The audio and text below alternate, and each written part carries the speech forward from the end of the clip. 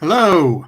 Hello, everyone. Welcome to Telling Tales and welcome to Symbaroum, our regular Wednesday installment of dark fantasy and horror. I am your GM. I'm Matt. You already know that. What you might not know, if you haven't been very observant, is that we have a stream manager called John, who is going to hop on now and say hi to you all and then disappear back into his horrible little hole for about 2 hours. Hi, John. Hi. Hi. How are Bye. you? Bye. How are you? I'm all right. Good. Slightly cold. How are you? Slightly hot, which is confusing because we live in the same house. Yeah. Ooh, TMI.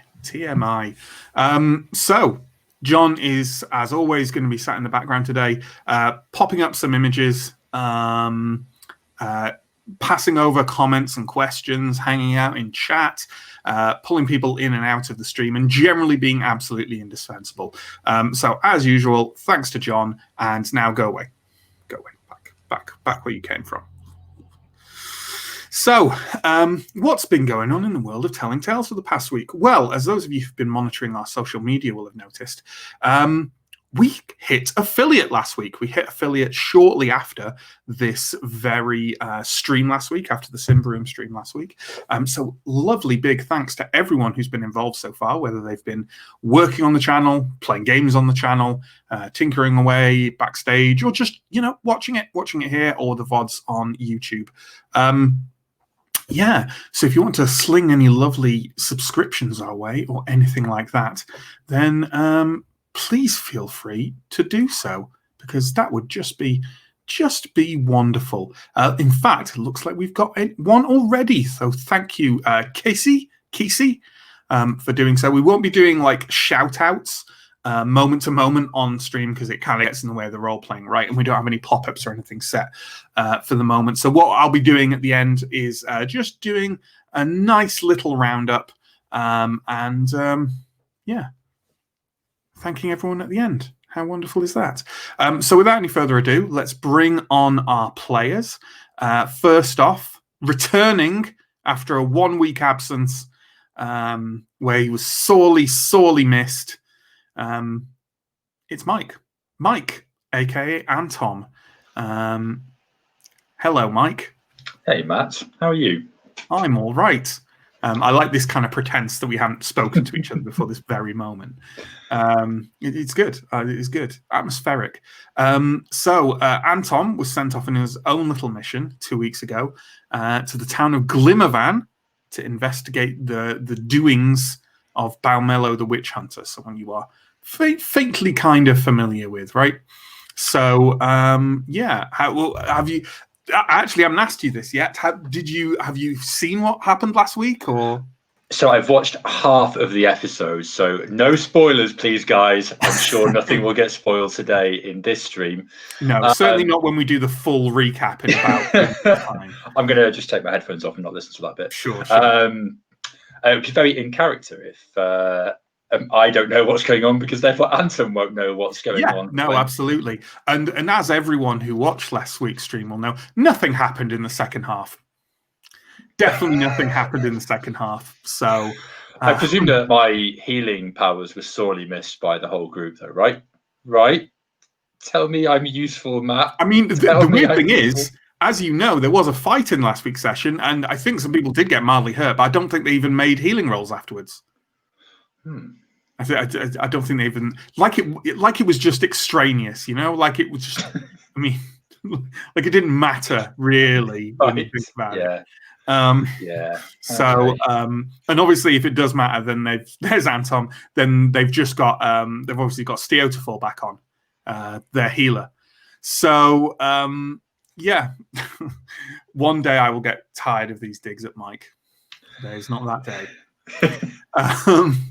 It's fine, folks. It's carrying on a 20-year tradition. So let's roll on our next player. Let's get Chris out, please. Speaking of Steo. Speaking of hybrid soldier healer classes. Hi, Chris. How you doing? Yeah, fine. Looking forward to seeing... looking forward to this week's episode of Whose Skin Is That? Yeah. No, that's my favorite primetime quiz show. So Steo had a bit of an eventful week last week. Had to do some sort of impromptu autopsying. How's he feeling about that? Steo is pretty shook. He's not like he's a town guard. He's not like a detective or an investigative policeman. He just like throws people out of bars and out of the city. So all this stuff is a bit much. And like losing one good lunch toward the middle of last week's session is probably the most upsetting thing, because those things aren't cheap. And Steo is not exactly a big winner in the money side of things. Obviously, for the purposes of Mike, you'll have to live in suspense or enforce your own suspension as to whether the lost lunch was because he just missed out on being served some nice dinner, or whether he it was, expelled in other ways. So bring on Sam. Let's get Sam out. Ascarai, our resident changer, rangeling. Change your rangeling. That's Ascarai. That's Ascarai. That's how he introduces himself. Yeah, it's the sitcom that airs after, it's the sitcom that airs after Whose Skin Is That? Yeah. Yeah. Let's get John's lovely picture of Ascarai up. There we go. Isn't that nice? So Ascarai did some nice sort of roof running last week. Yeah, a little bit. I remember he ended up at a place called The Dump. So I'm not sure I could really class it as a success, but it went okay, I guess. Yeah. Didn't fall off. I mean, that is the main important thing to consider about running along rooftops. Yeah. So I've heard. Definitely. Yeah, it seems like it would be. So let's bring out our final player. It's Elle, who is playing, as always, the mighty barbarian warrior Ephenea, she of the fucking all the games masters combat plans. What are you on about? It was totally like, her rise from the grave was very intentional. It was very planned and that not time. a last minute panic scrabble. There's Ephenea. Exactly. There is Ephenea. Ephenea, what's Ephenea is probably a bit out of place in all this kind of murder investigation stuff. Is she? Yeah. Like, so, she's just a simple one-armed blacksmith's daughter. I literally thought you were going to say she's like a simple one-armed warrior, and I was like, I've really missed that. I've missed that bit. Oh, God. What happened? Like, yeah. Mike's just like, spoilers. And it's like, no. Matt's just like, spoilers. But no, she's... although she's getting weirdly kind of like slightly hardened to all of this oddness that's been occurring, because at this point, like the past month straight has just been like crazy adventure after crazy adventure. So she's just kind of like, oh, I guess this is my life now. Yeah, more of this shit. Yeah, absolutely. Great. And she's just kind of the opinion that as long as she gets paid. To be fair, I think that's also Steo and Ascarai's opinion as well. Yeah. Right, we got a couple of things before we kick off. First off, up until this point, we've been every other week kind of running through optional rule modules from the core book.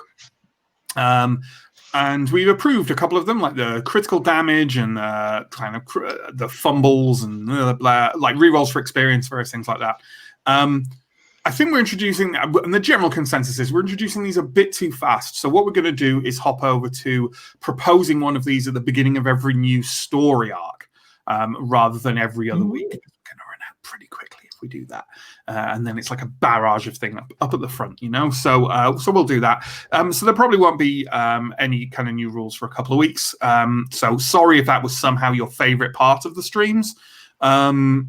But also you're weird, so whatever. And secondly, we've got a recap. So if Mike, I don't know if that thing about Mike not wanting spoilers was banter, hilarious banter, or whether it was hilarious banter. Or is that better? Is that better? No. Don't think those two words accurately describe what we did at all. No, I was joking, but Okay, yeah, good. don't feel like you've got to give me That's some fine. spoiler warnings. Oh no, now. I wasn't. I wasn't going to do anything to actually make allowances for you in any way. I was just going to suggest that you take your earphones off, and then we'll all wave to Mike when it's done or something. But no, fuck it. So at the beginning of last week, you found yourselves being confronted in the streets by some agents of the witch hunter Balmello, who were trying to get their hands on a young girl who claimed she'd done nothing wrong, had no truck with the forces of darkness, and it wasn't so much that you decided to nobly save her, as they didn't really give you any option other than immediately turning her over. They didn't seem to want to talk about it. They didn't seem to want to kind of stay their hand for even a moment. So they just attacked you after you refused a couple of times to hand her over. You dealt with them really rather efficiently. F&A leaving two of them dead in the mud of the street, and the others all being a bit banged up as well, apart from the one fighting Ascarai. Yeah, and they basically retreated, saying in a kind of generic, you haven't heard the last of this sort of way. The girl thanked you and then went off.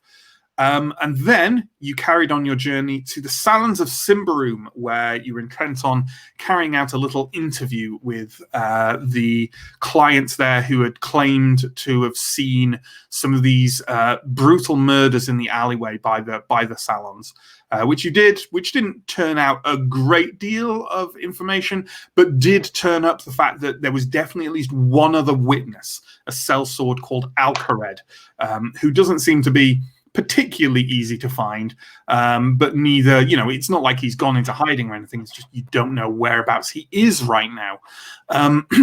After that, and bear with me if I'm forgetting a scene here, but I think am I correct in saying that after that you went to see Master Vernum? Yes. There wasn't anything in between. We stopped off at the guard post, but that was kind of didn't get too much good information, but the information I did get has been added to my information you document. did get was that the guard seemed to think that the other person in the city who seems to be digging into this is Captain Marvello, who is the captain on the who's situated at the north, or is the captain over the kind of North Watch, the people on the North Gate, although he will undoubtedly be in his office at the barracks at the South Gate.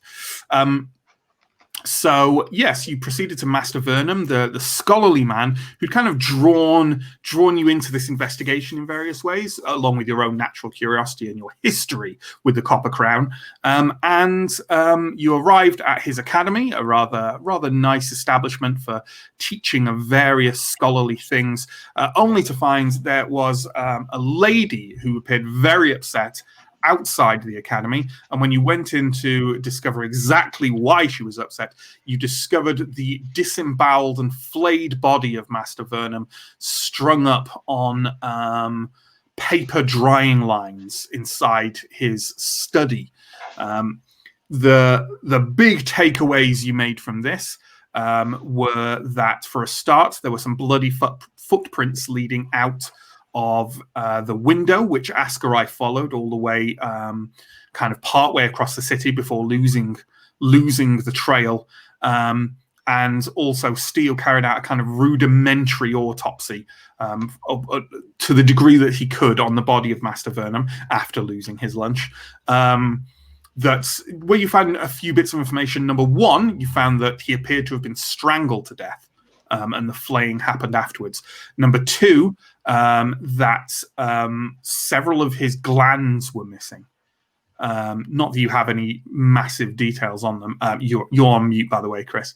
Not that you have massive details on what those are, because you're not like a modern medical expert, but you knew enough to know that there should be bits here and there aren't. You also verified that this was Master Vernum, partly through the fact he's missing 2 digits on his left hand. He said waving his right hand. And the portrait of him on the wall also had those 2 missing digits. You also determined that in order to remove these glands from someone, they would not have to be, or for that matter, to remove the internal organs, they wouldn't have to be flayed. Like, you can just dig in and get them. So who knows what that's about.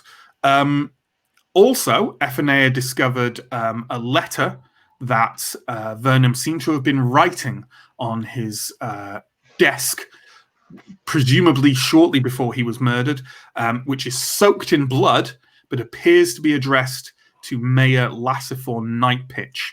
And it seems to be talking about the killings of the Flayer.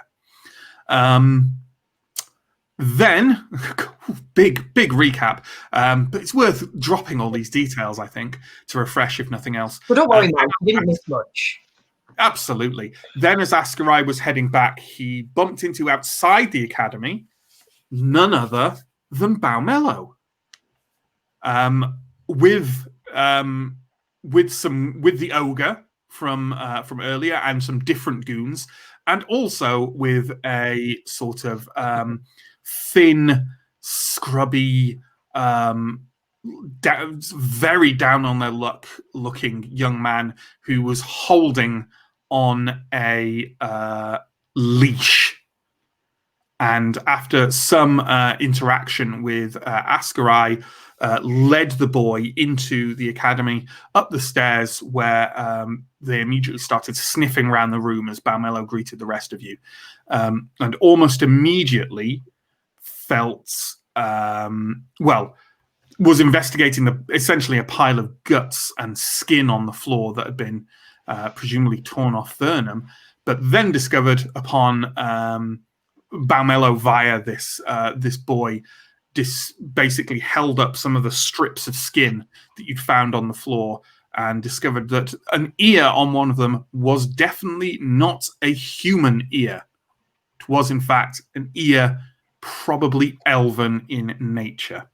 And that's where we dropped off. I think that's where we ended last week's session. So, no doubt, our investigators are excited to discover what happens next in this tense, odd scene with Baumello, this scene of horrible gore and puzzlement. So with that in mind, can we kick Chris, Sam, and Elle off, please? Hello, Mike. I missed an awful lot. That was an epic recap. Yes, I'm quite proud of it. Hopefully, it's fine. We're only 25 minutes into the stream. All right. So, Anton, you you've headed off on your mission to Glimmervan to discover exactly what Baumello is up to, because he seems to be lurking in this village for a couple of weeks now. He's a bit of a loose cannon, and the Church of Prios is uncomfortable that he left without any kind of, informing them what was going on or what he was up to, or any agreements to kind of restrain himself in any way from his usual activities. And he was sort of sending his heavies into Thistlehold as well. Yes, which is not something the church particularly appreciates from someone at least nominally associated with them. So with that in mind, is there anything in any way special or unusual to your preparations for this journey? Anything you're taking with you that you wouldn't normally have with you? I think the only thing that I would want to ask if I could prepare for is like clothes for the warmer weather, because it's like very wintry now with like snow and snowstorms and stuff. So like, just obviously make sure that I'm prepared for that. I think that we did Keller's got a bunch of cloaks he can lend. that touches a nerve. I suspect that I would be able to sort of get some more materials, and I think we also discussed that I'd probably be walking to Glimmervan rather than taking a horse. I think we did say that. Yeah, you don't really have funds for a horse, and it's okay, well, with that in mind, you set off early in the morning, and I mean, you're used to walking. It's not like you walked all the way from Inderos to here, but quite a bit of the way you walked. It took a number of weeks to get here. So you're used to, walking for half a day or what have you. As you walk along the road, it's kind of drizzling slightly, but not sort of horribly coming down. And there isn't too much wind. So as you bundle yourself up, you find you're kind of perfectly comfortable, honestly, and just walk along. Is there anything you do as you walk? Anything you kind of think about, or are you a whistler, or No, just a silent? Whatever the opposite of a whistler is that's what Anton is. No, I think that he would be kind of using this as an opportunity to sort of kind of gather his thoughts over everything that's happened in the last few weeks, and to sort of maybe look to sort of reconnect with his faith a little bit more, even though he is not sort of directly in a place of worship, but like he's got a bit more time to himself and his thoughts than to absolutely. Sort of, and even though the sun might be the last thing from your mind in this environment, because it's not very pleasant, but yes, absolutely. In that case, the first few hours goes by quite quickly. There's a silence that you haven't had since you arrived at Thistlehold. You've either been with your companions or kind of, in the Witch and Familiar, which is not a quiet place. Thistlehold in general, not quiet. So that may be a source of kind of relief to you even. As the hours pass, you realize you're kind of coming over a rise now, and ahead of you can see Jacquard's Heart, the inn, because it's the same road that leads to the west towards Glimmervan. There is kind of the chimney is going and the doors are wide open. Do you want to stop? I'll definitely stop. If you said it's been a few hours, then I'll probably want to stop and have a meal and a small beer. Or you would say you're probably about halfway. Okay. It's about halfway to Glimmervan. I mean, there's a reason. It is that it's halfway between settlements. It's a good place to have an inn. With that in mind, you walk on in. And as soon as you do so, you can see there's a few people kind of scattered around. Looks like maybe like one traveling group of people is there. They've got like lots of bundles of maybe goods of some kind, and they're just kind of quietly eating and glance at you and then look away.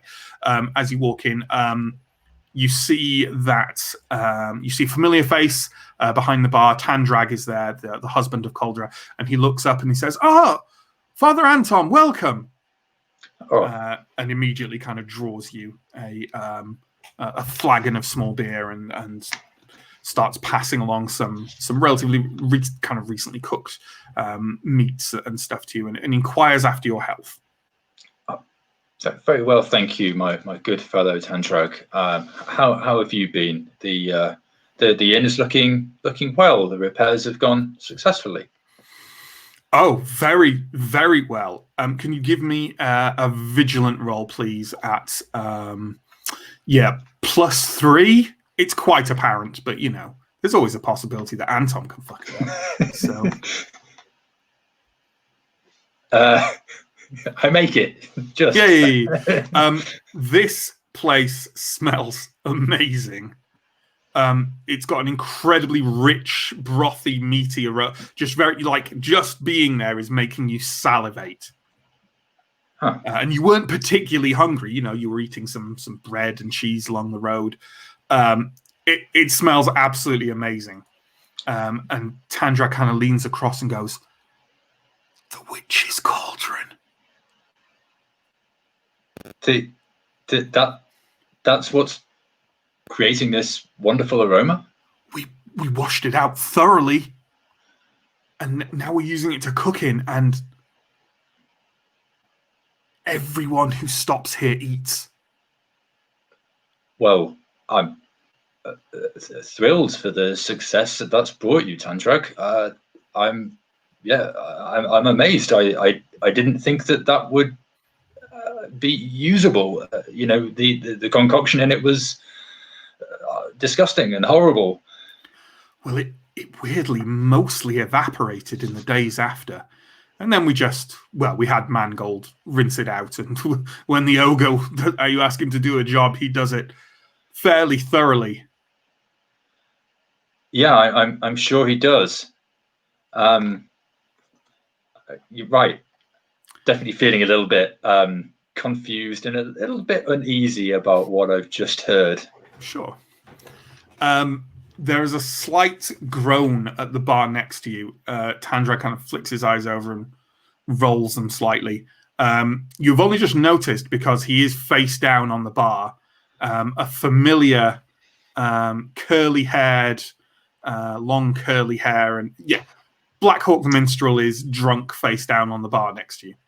Okay. Has he noticed me? No, he's dead drunk. He's out. He's out like a light. Okay. I am not going to draw attention to myself. I'll just share the sort of moment with Tandrag with a bit of an eye roll and a sort of a glance in the direction of Black Hawk. Sure. Sure. Okay. Is there anything else you want to do while you're at Jackass Heart? I mean, I will definitely, sort of engage in a bit of small talk with Tandrag and ask about Coldra and was it Melga? Melga's the oldest girl. Yeah. Road for Thistlehold. Yeah. And I will definitely want to go and have a look at the shrine that they've got there as well, and maybe just check in on Mangold as well. Sure. Just to see if he's around and greet him friendly. All the people of Jackad's Heart seem to be perfectly all right. Coldra and all their children are happy to see you. When you head outside to talk to Mangold, you can't help but notice that his plants are wilting slightly. They're not dying off, but they are, significantly worse than they were. Oh. And he's kind of slightly more somberly attending to them, occasionally lifting up the tip of a leaf and then morosely looking as it slumps a bit more to the ground. I'll give him a gentle pat on the shoulder as if I can reach it. When I see you can when he's hunched over on his haunches. Yeah. I'll sort of pay my respects at the shrine and I guess the other thing that I might want to do is just see if I can see that cauldron that they're using. But definitely, I don't know, be a bit wary about accepting any food from it. Sure. You when you're at the bar, you can see behind in there, their cooking room. It's kind of in the center of the cooking room, just bubbling away. There's no evil, light spraying from it or anything like that. But perhaps the steam coming off the top of the bubbling broth looks a little thicker than it would off a normal cauldron, but that could just be the room that it's in or the light or anything. But you get no kind of immediate sense of horror or threat. And all these people around you who are eating seem perfectly content. Okay. I don't mean in a spooky way. They're not we've never been happier. It seems like a normal tavern of people eating very nice food. Okay. Be that as it may, I might take my chances with a food in Glimmervan instead. Sure. just to be careful. No problem. So maybe after an hour or so, you set off again with the intent of making Glimmervan by nightfall? Yeah, I think that would definitely be my intention. If I can do it in one day, then I will. Very well. Oh well, actually, before I go, I maybe will just ask around to see if Barmella has passed through Jacquard's Heart on the way sure. Recently, just because I don't know that he's still in Glimmervan. Keller just told me that he was there, so yeah. You describe him to Coldra and Tandrag, and they don't seem to recognize the description. And they say it's unless someone stops at the tavern, it's difficult to know who's passing by because so many people pass through this road to Thistlehold and back from Thistlehold every day. You haven't seen too many people on the road, but a few people have crossed paths with you. A couple of people sort of lowering their head for a blessing as they go past. But there are enough people around here that you don't think they'd notice unless someone actually stopped at the tavern. So not as far as they are aware, but it certainly could be possible. Okay. I'll just make a move then. Set off for Glimmervan. You set off again. The weather is easing a little bit. It's still very overcast, but the rain has kind of stopped. And as you are about half an hour from Jackad's Heart, you hear the sound of hooves approaching from behind. And there've been a few horses back and forth, so you don't kind of pay it any mind really. But the hooves start kind of slowing as they come towards you. So someone is definitely slowing as they're approaching you from behind. Okay. I'll step off the track out of the way of the horse, make sure I'm not going to get hit by it, and I'll look up and see who's approaching. It is one man on one horse leading another, and he looks down at you, and as he's kind of quite bundled up, and as he does so, you can see that he has a lute strapped to his back, and he says, "Good Father Anton."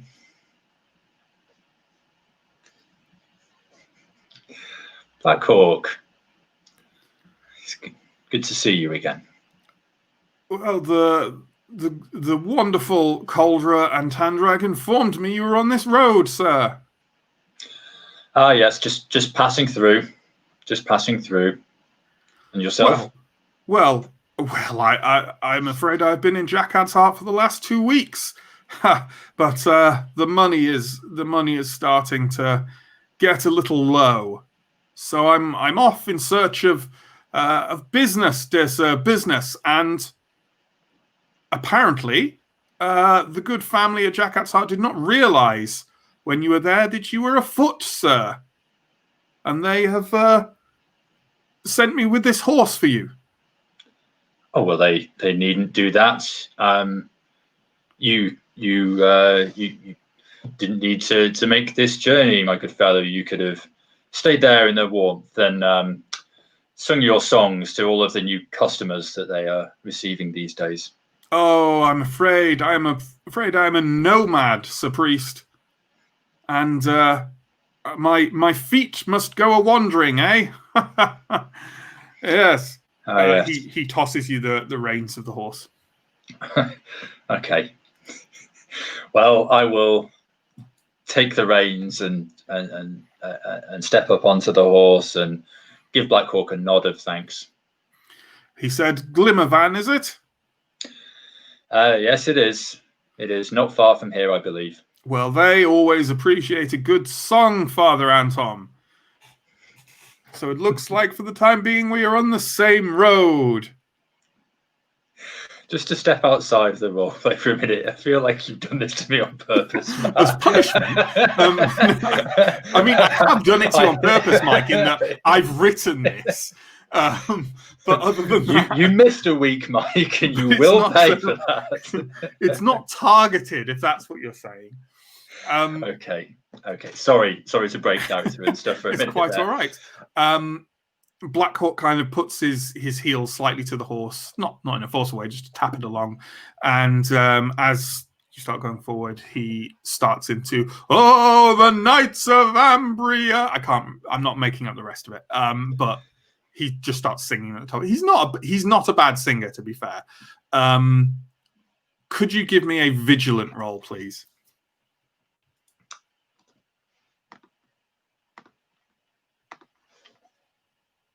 I make it. Yeah, he's definitely swaying slightly in the saddle. Okay. Okay. I will sort of keep half an eye out to make sure that he doesn't, fall off the horse and, hurt himself. And maybe I could, reach out and sort of, I don't know if I could sort of move my horse just a step or two in front of his and maybe take the... You could definitely take some care with that. Although he is swaying, he seems to be extremely adept at riding a horse drunk. So, of course he is. Yeah. Okay. So the next, it's definitely a lot faster on a horse, even just kind of cantering along. And it only takes you about 2 hours or so before you come out, kind of enter a slight valley and see a settlement ahead of you. Presumably Glimmervan, you've never seen it, but it's as far as you know, it's the first village you'll hit out when you head west out of Thistlehold. So this must be the place. How close were we to Glimmervan when we were fighting the sort of elves and with the barbarian brothers? That was not too far south of Jackad's Heart. So again, about 2-hour horse ride. About 4. I know I'm kind of fudging by just saying a horse is twice as fast as a human. I wasn't sure if like Glimmervan was just like around the corner from there. Or not. No. Okay, fine. Okay. Yeah. While Blackhawk has basically swung between dozing slightly in his saddle and singing at the top of his voice. Again, but maybe not what you want all afternoon. So I don't know if you'll have tried to carry out any specific conversations with him, but he won't have particularly engaged you. He's mainly been singing. Yeah, I think I would like to sort of, as Glimmervan comes into sight, I will sort of ask him about the settlement, the town, the village, whatever we're calling it, and see what he knows about the place. Sure. What you can immediately see as well is that it's not very big at all. There is what seems to be like a little, not even a square, just like a road with slightly bigger buildings on it. That from here you can see it looks like maybe a tavern, maybe a trading post of some kind, a couple of sort of little covered market areas with a couple of stalls on them, or like little working areas underneath, but nothing too grand. You think you can only spot kind of 8 or 9 actual dwellings. Although from experience, you know that places like this tend to there'll be a number more like little farming spots and kind of settle like buildings out on their own, kind of that might not even be visible from here, but they'll be considered Glimmervan, and this is where they come to drink and trade and that kind of thing. So it's not too big. The only thing of note that you can see is on a slight rise on one side of the valley, kind of to the north, is what appears to be a relatively recently burned out building. It looked like quite a large building, and it's gone now. Past it, and this is how close it is, you can see Davokar. It's definitely not as close to Davokar as Thistlehold is, but it's still, you can see it. You'd say that maybe it's a kilometre or 2 away is the edge of the forest. Black Hawk kind of bundles himself up a bit more and says, "Oh, fearfully cold." It's not that cold. Crafters, mainly, my dear priest, I think. Sorry, crafters? Aye, they make various crafted goods that they trade with Thistlehold.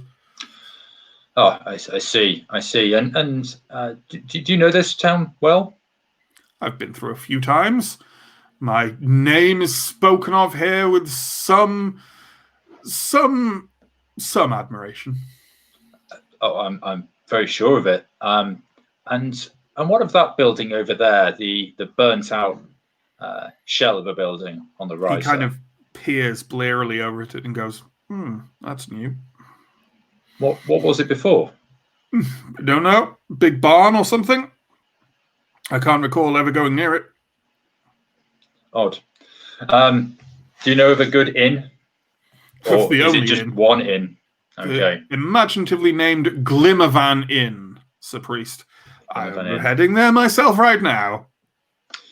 Well, looks like where I'm heading as well.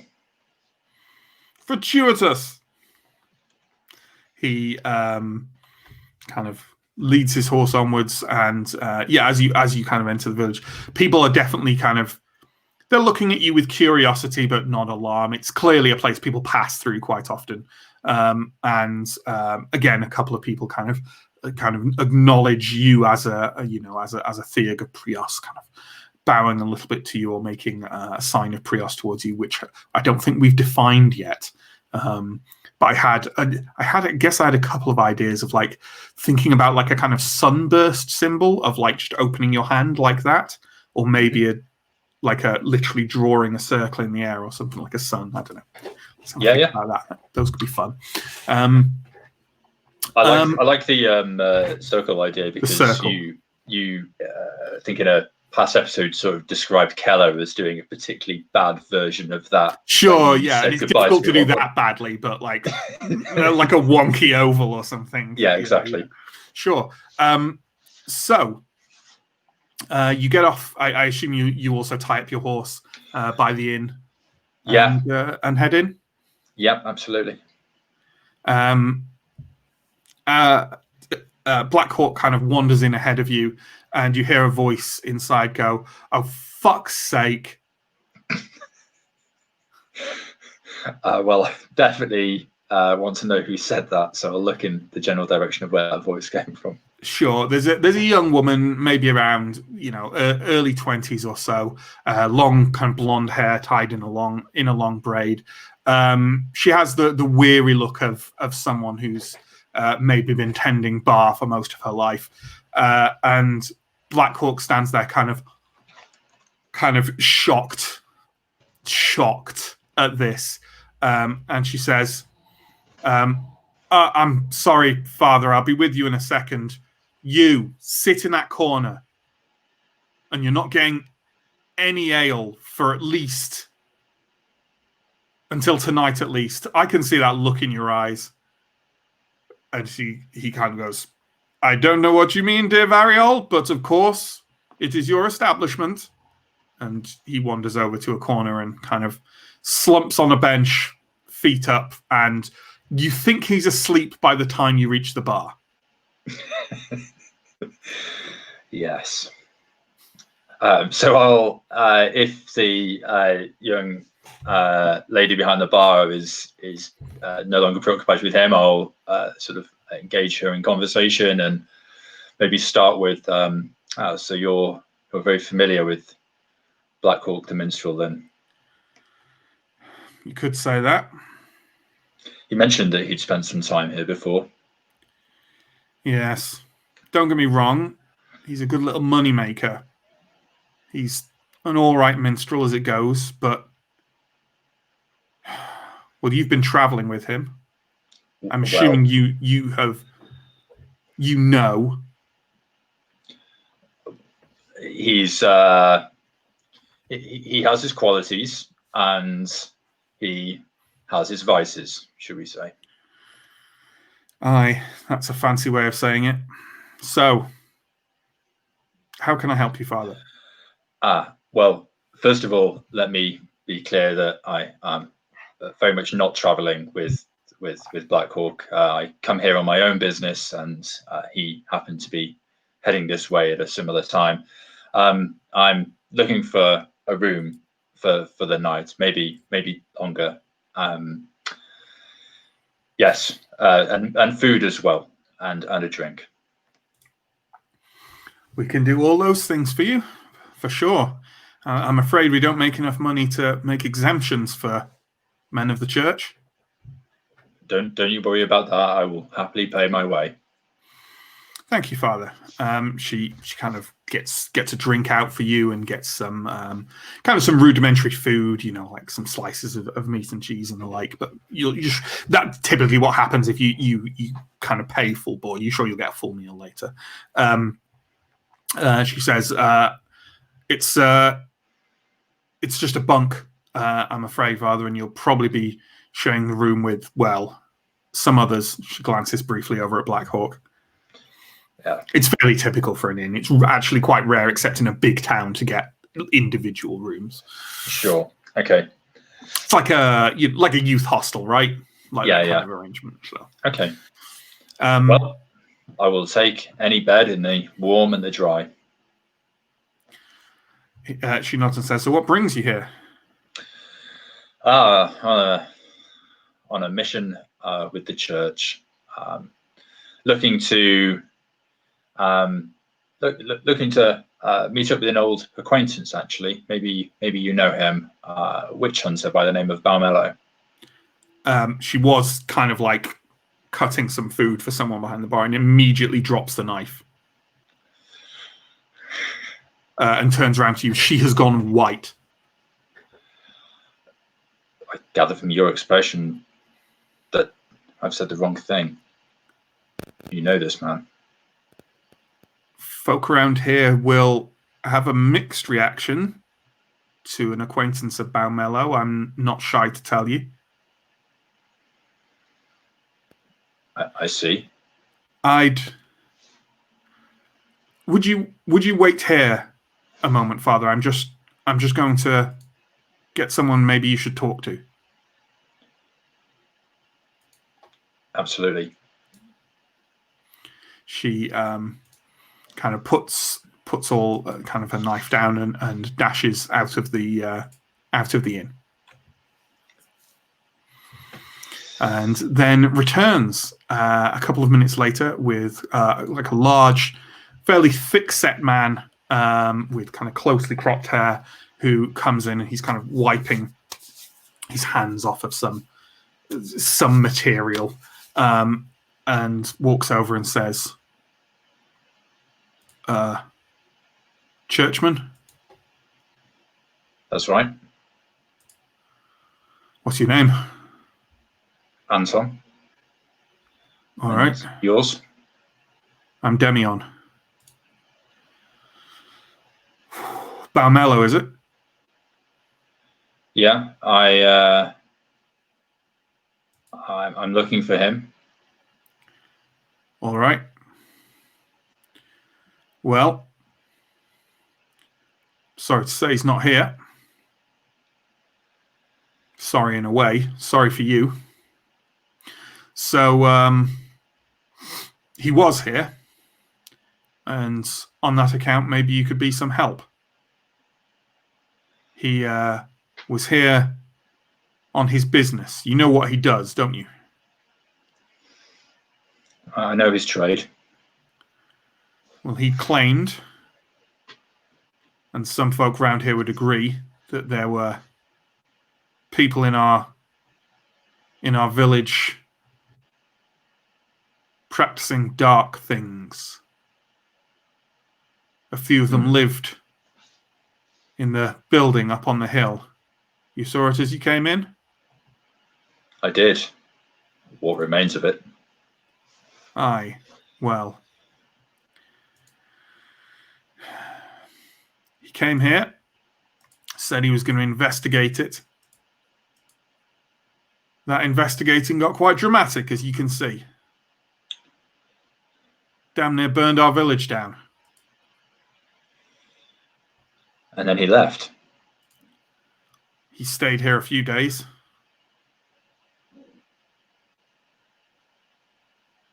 And he took some of them with him as prisoners. And he seemed to have his own crew as well. Yes, he does. And some of those have been causing trouble elsewhere. Aye, well. Look, I'll not beat around the bush. That building's got good foundations. We need to build it up again. Some of us used it as storage. The rooms in it that weren't occupied by Adarko and his friends.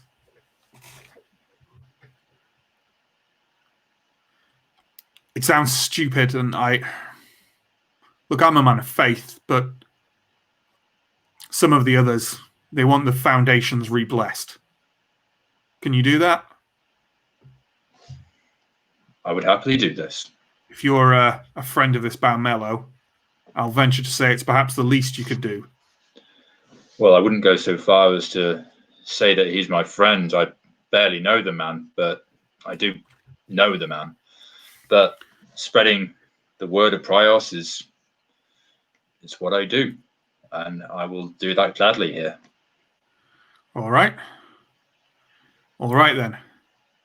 Well, it's getting dark now, but in the morning, come to the trading post. I'll lead you up there. Okay. All right. I will do it. He wheels round. During none of that, it's probably the vibe you got anyway, but he definitely did not seem happy to see you. And Variol kind of goes back behind the bar and quite quietly serves you another drink and then goes about her business. She doesn't seem terribly interested in chatting to you. Yeah, okay. I'll read between the lines and just keep myself to myself for the rest of the for the rest of the evening. I think. Sure. Um, And on that, thank you to the patience of our other big group of players. Can we shuffle Mike off screen, please, and have everyone else back?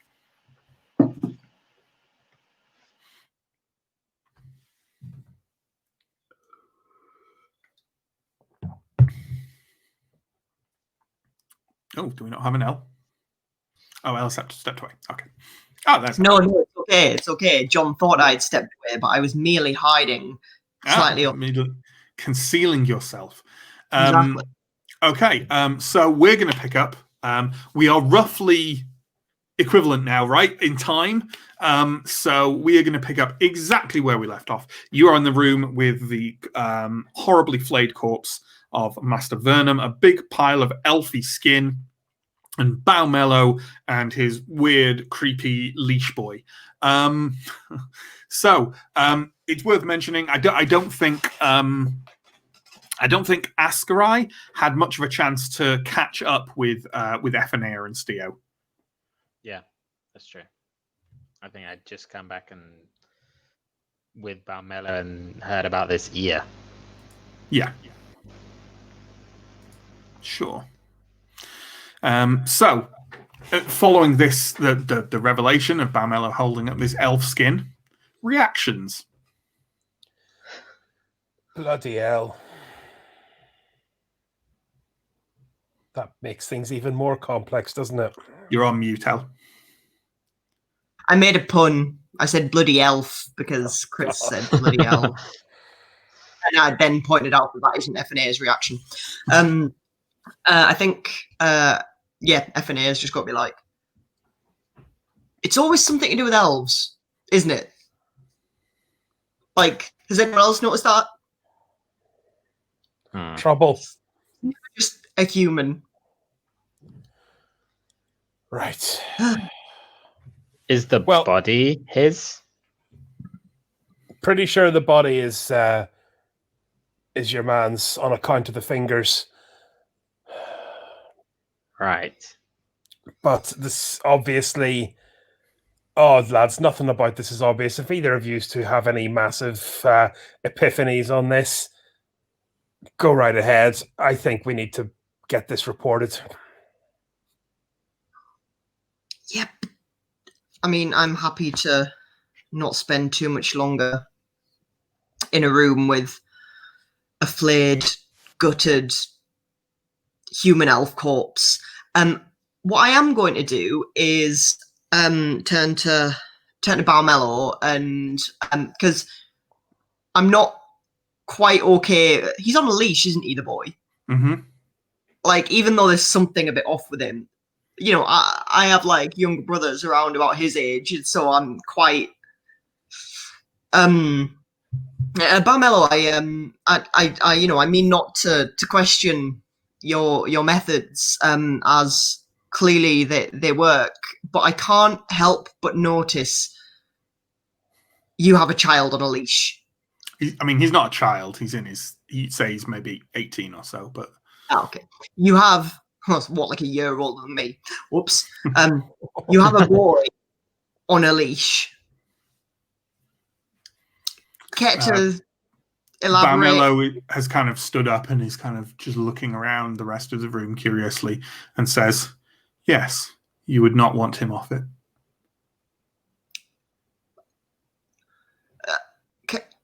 Can I ask why? You can ask. I'm just going to shoot Ephenea. Just a look. Please, God, look. Leave this alone, Ephenea. Baumello kind of just looks over at Ephenea briefly and says, he's not to be trusted. As in a he will kill people way, or a he will steal your money way? Or cloaks? Well, it's best not to find out, I think. Well, I'm satisfied. Let's go report this. You know, her fears at slavery have been put put to rest. She's fine Put with to it rest now. with the confirmation that yes, he is indeed a slave. Yes. Yes. Do I remember right that Balmello picked something up and just put it in his pocket? Ooh, get you, Sam. Intentionally left out of the recap. Yes, you are correct. Something the boy picked off the floor. What was that you found on the floor, Balmello? He turns to you and says, "Pardon?" You picked something up off the floor. The boy did. And what was it? There is like a momentary beat of silence. And then Balmello goes, "Of course." Reaches into his pocket, holds out, not to offer it to you, but on his palm. It is a ring of iron. An elaborately wrought ring of iron. Anyone who feels that there's someone who recalls things easily can make a cunning roll. Nope. Ooh, I give myself medium odds. Cunning. Yes, I make it. Hooray! Anyone else? I do not recall things easily. Sure. I feel like if this is the same as a player, not as a character, if this is the same thing we saw on the elf before, I might recall it. If it's something else, then I don't think I would. So Sure. Yeah, sorry, I'm just trying to literally find the notes of precisely what it was. Well, I believe you have found 2 iron items, both of which Balmello took. Yes, anyone who's made the cunning roll, both the elves you have fought in battle and killed in battle.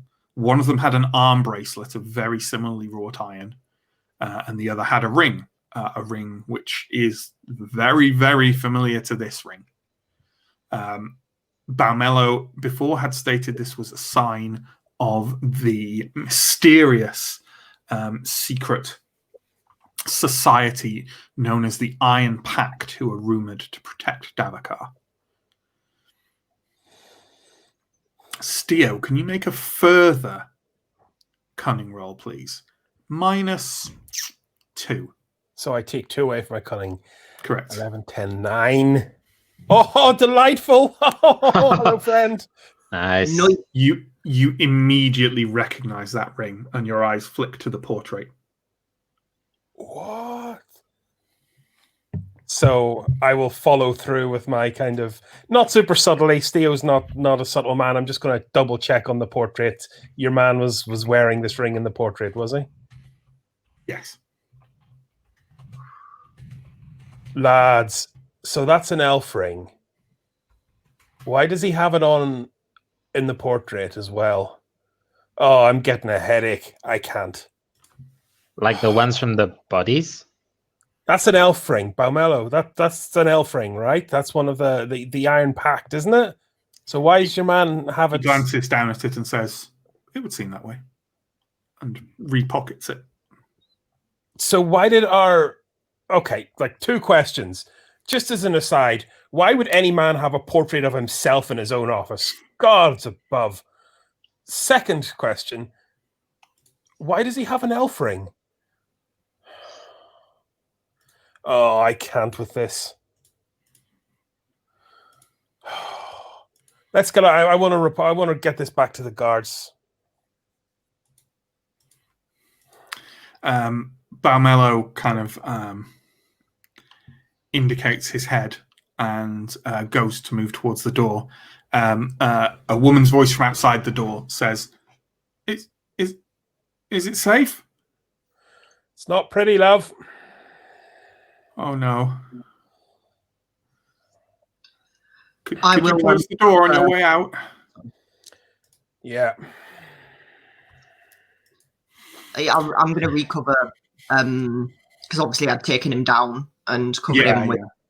So Like, I mean, if battle hardened steel loses his lunch, I wouldn't want her to have to witness that again.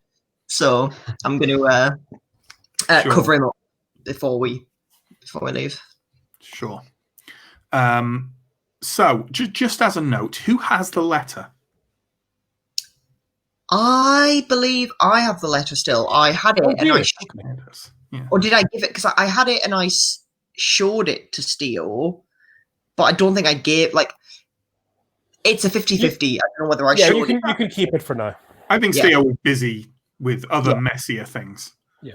Have you guys spoken about the letter since I came back? I can't remember. No. No. Not yet. So the woman who's outside the door is the woman who is outside in the first place. She's obviously still quite in shock, and she says, "What do we do now?" I would go for a drink. But two very different things. Do I close the academy? Who do I talk to? I'd say at the very least you'd want to convene a staff meeting. I don't understand. I didn't even hear anything. When was the last time you saw him or spoke to him?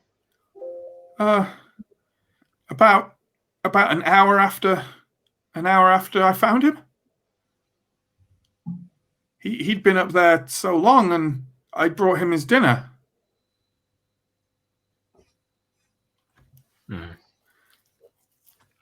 I suppose there was a little bit of a noise shortly before, but nothing. Just a kind of thump, maybe. Oh God! A thump as if I'll turn to Scry when saying this, and just like a thump as if someone perhaps came through the window or left the window. I don't know. I'm not good with all this clue stuff. Let's have this roll from Ascarai, just because you were the one interacting with the window a lot, right? So give me a cunning roll. I think it's something I mentioned before, but I just want to prompt you if you Okay. We're going on an Elle adventure. I make it. Apologies, I don't have my laptop was about to run out of battery, and then I realized no worries. It's no problem. It occurs to you with the talk of like a thump, and F and A are mentioning, like someone coming in the window or whatever. The window was definitely not broken in any way. Wow. And also, it's not the kind of weather you leave the window open. Okay. Well, I think whatever it was certainly left through the window, but it seems unlikely they would have come in that way. Yeah. What we need to do is sit down at a table and just get this stuff on one piece of parchment and then get that over to the guards. Yeah. I would, to the woman, I say, I would lock him in there and don't let anyone in until the guard come. All right. Was there anyone around in the building earlier today that you hadn't seen before or that seemed out of place? No. I don't think so. Can everyone make a vigilant roll? Yep. I might need to give a minus to it. Hold on 1 second. Yes, -1, please. Okay. Vigilant -1. I'm not making that. I rolled a 1. Definitely getting that then. I got, what's my vigilant? 10. I got a 4. Okay. Elle, she's lying. Sam, she is lying about someone she doesn't want to say was here. She's not good at it either. She kind of says, no one, and kind of Are you absolutely certain it might make the difference between finding his killer and then getting away? Okay, give me a persuasive roll. It's marked here as -3, but I think that was an extremely effective way to phrase it. And you also got the critical, right? So I'm going to say it's a persuasive at -1. My persuade You know what? Actually, if very bad. Ephenea, would it be fair to say you're also kind of like peering at her in a? Oh yeah, I'm Okay. peering at her. So basically, I'm letting him do the talking, and Sure. I'm doing the staring, The intimidatingly. kind of like sure. In fact, then take it as a flat. Don't take a -1. I do not make it. Okay. Oh. Yeah, she says, no, I'm sure. I'm so like, what was I gonna say? I know that we don't like doing double rolls, obviously. But in this specific circumstance, like obviously kind of Ascarise tried to ask her nicely, is there any way we could do like a good cop, bad cop, and I could just like lean in and you know, like, are you Yeah, sure? Go on. I'll let you take a second roll, a persuasive -1. How about that? Like ordinarily I wouldn't ask, Yeah, but I feel yeah. like Oh yeah, sure. That's a reasonable exception, I think. yeah. I mean, like hell I'm gonna make it. My persuasive is 9. But we'll try. We'll try. An 8 that's nearly 7. Good. There we go. Yay. She sort of looks down at her feet for a few seconds and then says, I don't want people to speak poorly of him. Look, I don't like it. But he was one of their sect, whatever they call it. I knew it would come to this sooner or later. An elf was here. He'd been here before to talk to Master Vernum. How frequently did he visit? It wasn't just him, but a lot. A couple of times over the last week. And it wasn't like, you know, that sometimes you see elves around, you see that representative walking the streets. They were clearly friends. And I don't know what to. Don't tell everyone. Folk don't like having dealings with elves, and rightly too. I told him. Ascarise just like. Yeah, like people dislike changelings partly because of their association with elves. They definitely make a demarcation between the two, rightly or wrongly. Like. I'll place a hand on her shoulder and say, look, I can't promise that it will be kept 100% a secret. Some people may need to know in terms of helping with our investigation, but I promise you that we'll try and keep it as under wraps as we can to preserve his image. Don't worry. As far as I'm aware at the moment, it would not need to go past us. It probably will. But oh well. FNA doesn't know that right now. Sure. So I want to leave, obviously, but I want to have a quick pat on the shoulder with Baumello on the way out. Okay. Sure. Baumello is kind of lurking while this conversation is happening, and is kind of the first out of the door with his companion. And outside, you can see there are a group of slightly threatening-looking individuals in the same kind of outfits as the ones you fought, and the ogre is standing there behind them, kind of coldly glaring at the three of you. Yeah. So, and Bamelo turns as you exit and go ahead. Addresses. Baumello, our little altercation with your boys early on in the streets. You know how Thistlehold works, and you know the risk you're taking bringing crappy trigger-happy thugs or crappy edge-happy thugs inside these walls. Now, I'm no guard, but I'm going to go and talk to them now. Please don't give me any cause in the future to bring your good name into disrepute. If you're going to take someone down, make sure you have evidence.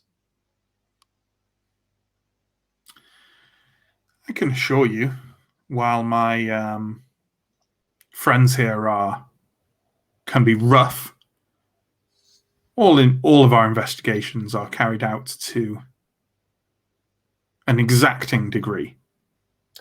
That's fair enough, sir, but it might be worth remembering that sometimes rough tools can injure the user. Oh my, is that a threat? Not from me. Good. Then we were all on the same page still. Yeah, you're a good fighter. I'd hate to lose you over something as stupid as going around in the middle of Thistlehold killing people for no good reason. Certainly, it would be embarrassing to be the type of individual who left others dead in the streets. Yes, quite. Regardless, I do agree that perhaps my presence at the barracks would not be conducive to further investigation. So what say we meet up at an inn, perhaps, of your choosing later on in the evening after you've conducted the rest of the investigations for a day and swap information? Yeah, I'm okay with exchanging information. You've got ways and means. I'll cast a disapproving glance over to his slave boy of getting good things to learn. Shall we meet where we met before on that first fateful night? Aye, of course. Okay. Sometime after dark, then. He nods and says, until then, and walks off down the street. People kind of part as this rather intimidating group walk along. Not grumble, grumble, grumble, Ambrian swear, grumble. Sure. So, is the next order of business to go to the barracks then? I think so, but I'd like to have a chat with these guys on the way there. Yeah. Go ahead. Okay, so, my God, what a mess. What are we even reporting here? So, your man Vernum is iron-packed somehow. Was strangled, had bits of him removed. After he was dead, was skinned, but also there's an elf who was also skinned. Oh my God. And assuming the elf skin is from the elf that came to meet him, where's the elf body? Oh, what left through the window? Where you ran off over the roof. How far did you get? Where did the trail die? Well, I followed it mostly north. It was heading towards Toad Square, but who knows? I lost it around the dump, but how far north it was going it's hard to say, but I mean it's the direction of the forest, which is obviously. Nothing but money and trouble come out of that forest. Right. Well, problem is we either go north to the bloody salons and talk to this sellsword who we haven't managed to track down yet, or we go south to the barracks and make a report. I'm leaning on the second part because this stuff is getting far too spooky, far too quickly. The other thing was the trail seemed to be of a normal human or a human-sized creature, which is not what I think your man said he saw in that alley. Yeah, no, he said it was Like a very large creature, almost bear-like, and a tall humanoid figure, I believe. So and from what definitely from what you know of those murders, they were definitely not careful flayings. Like, yeah. I've got to wonder if there's a copycat, as it were. It seems like the Flair gave no care to his presentation of the murders in the past incidents. Why go so far on this one? It could be possible that someone with it's big talk in the town. Everyone knows about it. It could be possible someone has murdered Vernum and then made it look like it was the doings of this serial killer, in which case we've got 2 killers to worry about. Do you know what it sounds like to me, Ellie? Oh, sorry, Effie. It sounds like 2 separate groups, and one's trying to hush the other up, and the other's trying to just kill a load of people for the fun of it. Let's go and see what people who are actually paid to do this properly think about this whole situation. Sure. So I believe you're heading towards the City Watch barracks, which are at near the south gate. Again, you're fairly familiar with them, Steo, so you can just kind of walk your way in, and people recognize you. They don't kind of blink. They may look a bit as you walk into it. It's kind of a largish compound. There's some stables. There's several buildings, and people milling around between them. Particularly, you're around now. It's kind of gone dark, but there's plenty of people on the streets, and it's basically like the changing of the guard, literally now, right? Yeah. So. People are milling about and kind of speaking to each other before they either go home or go out onto the streets. And as you do so, you go around and look around. So the 2 people I think we've talked about, you may be going to see at the barracks up at this point, are firstly Captain Marvello, who the guard had said had shown quite a bit of interest in the Flayer, and the other one is the corpse examiner of the city guard, someone you haven't dealt with much before, but you are aware is a guy called Ilantro. And also Dirac as well, I think. If Dirac's around, sure. If Dirac's around.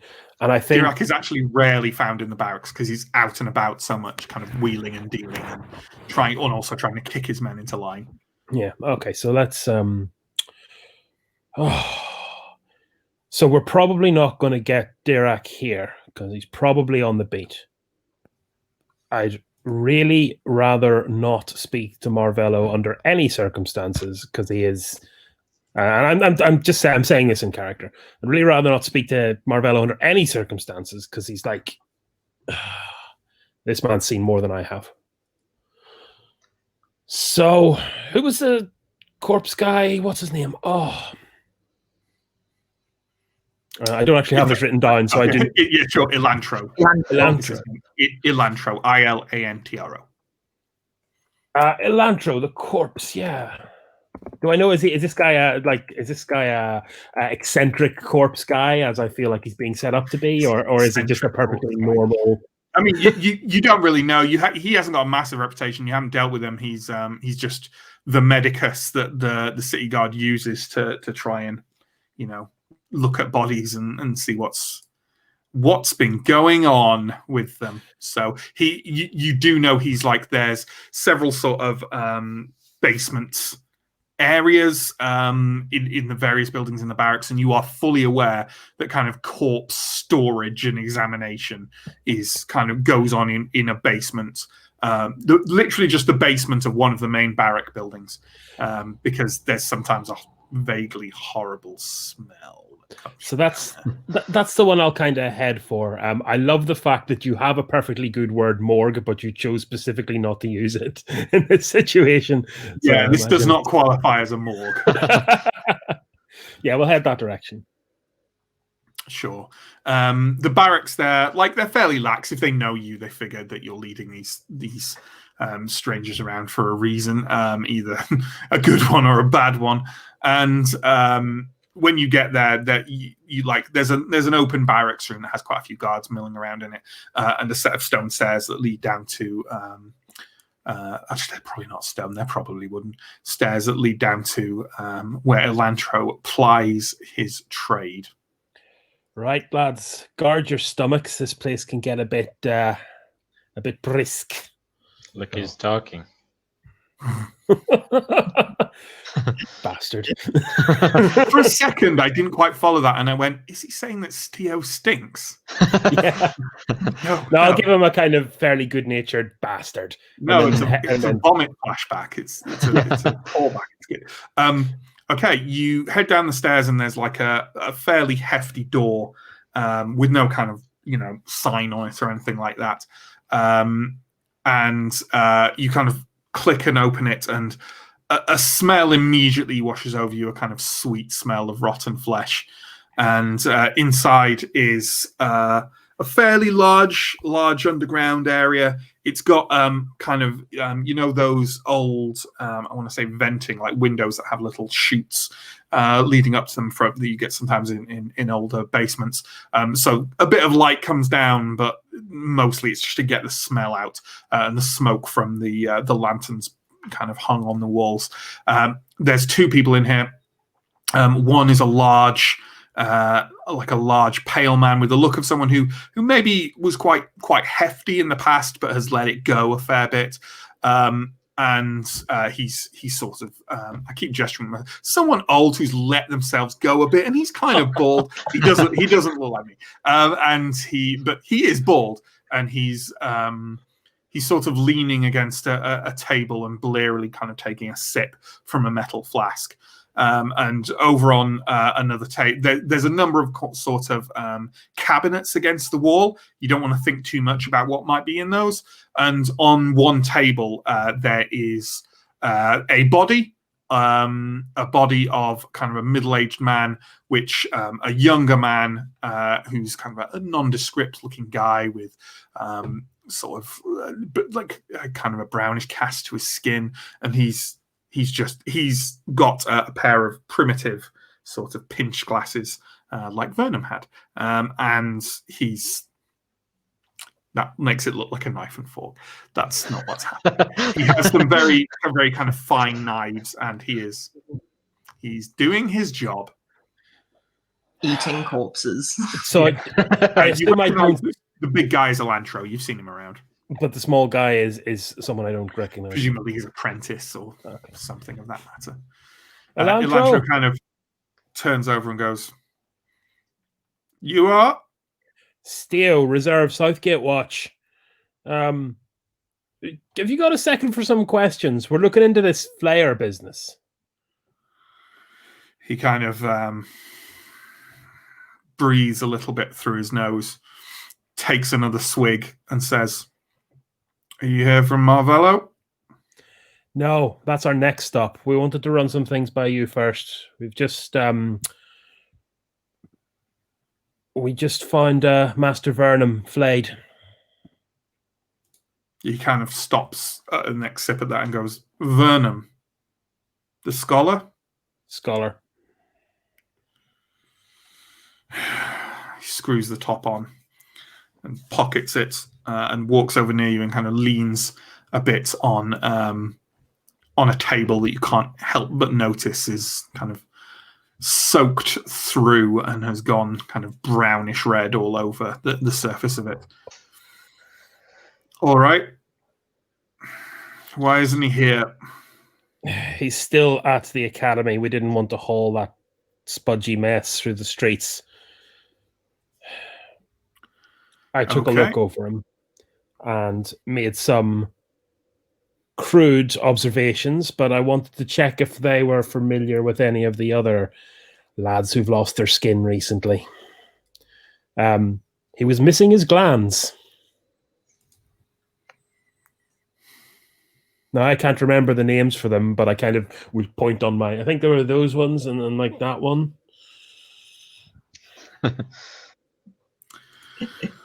Elantro goes, well, that seems, and the younger man carrying out the autopsy goes, yes, 3 glands. Yep, that's what I counted to. And he was strangled. That seems to be the same perpetrator. Cool. I wish more city guard would do my job before they brought them here. Look, I wish I got paid the same. Look, God, I don't know what's going on. Oh, you might want to know. We find the skin of an elf there as well. The skin of an elf? Yep. Don't you mean the skin of Vernum? No. I'll just like cut across him at this point because that's what I do. This is what's confusing.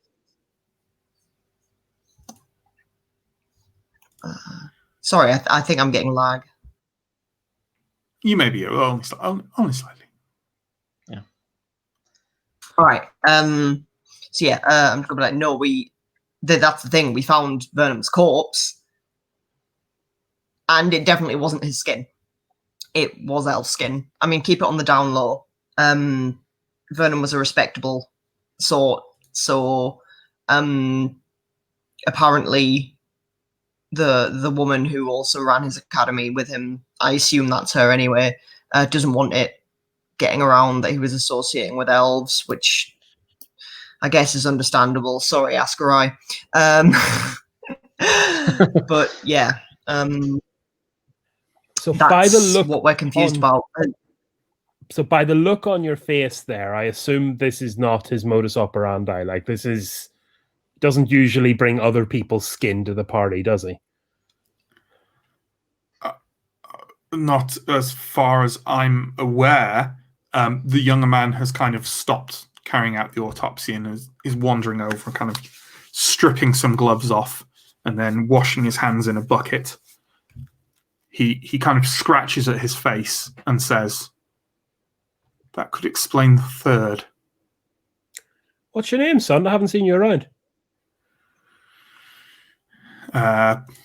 Well, he kind of glances over at Elantro, who shoots him a slightly venomous look. And he says, "Well, my name's Edigai." Edigai, good to see you. The third, there's another victim? Well, there've been... He kind of closes his eyes for a minute and kind of counts. He says, "Well, 3 so far. 4 now, I suppose." That we know of. And how does this explain the third?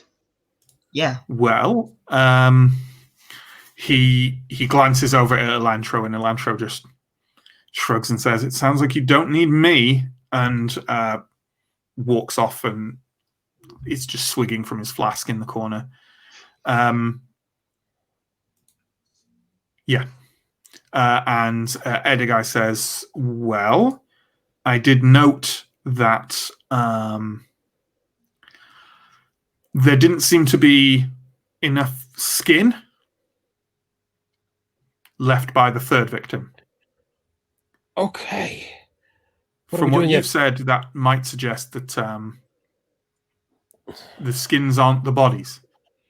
Are we running some kind of skin postal service now? This is getting ridiculous. So, I am lost. If the skins aren't belonging to the bodies, skins are getting shuffled, or he's moving them around as a memento. Look, lads, we need to take this upstairs. Well, thank you. Thanks, Edigai. Assuming none of the victims already have been an elf, that means there should be an elf body somewhere. Or the elf is the abomination. Well, none of the ones so far have been an elf, I'll tell you that. So it's not simply a case of the murder victim's skins have been shuffled. It seems that there's just more, possibly more murders than our victims, victims. This is just speculation, and we're not meant to. He looks over at Elantro. He's just not listening anymore. The second body. See, on the second body, there was too much skin. That was before we... What if the skins are from the previous victim? Did you ever hear of Goldhawk and the Skinwalkers? Did your mom tell you that as a kid? So it's a fairy tale, like, but what if through some dark magic this lad is wearing the victims like a suit? I mean, I don't know that, but from what you've said, that could mean there's at least 2 bodies unaccounted for. This elf and whoever was first. I think we need to go upstairs, lads. I just want a normal day. Don't even start, Effie. I just want a drink. Thanks, Edigai. Thanks, Elantra. I'll buy you a bottle. Elantro grunts and Edigai kind of nods and goes back to his work. As you close the door, you can hear Elantro just say something to Edigai that sounds something along the like, make me look foolish. Okay. So I do want to kind of call into dispatch or whatever the medieval equivalent of it is. Sure. Medieval equivalent is walking up to the nearest guard and telling them to tell their superiors what you found. Yeah. So I want to kind of just go,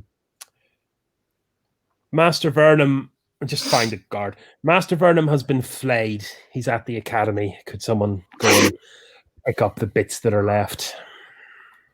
Top floor. It's a mess. Sure. You pass that along, and then I assume you're going to go and try and talk to Captain Marvello. Yeah, I think so. Okay. You kind of go over to where the superior officers, kind of where their offices and their kind of briefing rooms are and stuff like that. And there's a guard at the door to that, as you might expect. And he kind of takes in the 3 of you, come up the stairs and says, well, I've got to hear what business this is.